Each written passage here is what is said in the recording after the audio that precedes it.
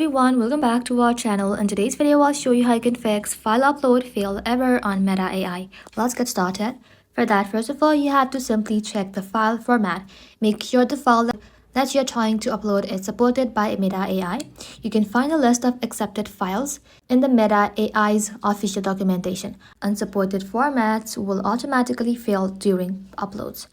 Next, you have to verify the file size. Confirm that your file does not exceeds Meta AI maximum upload limit. If the file is too large, you can try compressing it or reducing its size before uploading again. Next, check your internet connection. A weak or unstable connection can interrupt uploads. Make sure your internet is stable, and if possible, you can restart your router or switch to a different network and then try again. After that, you can simply clear the cache on your phone. Open up Settings. Inside here, simply tap on General. Scroll below, tap on iPhone Storage. Inside here, simply search for Meta AI and then tap onto it. Now tap on Upload App, then tap on Upload App again. After uploading the application, you can simply reinstall the app. And if you have followed all the steps and the issue still persists, you can simply contact Meta AI support.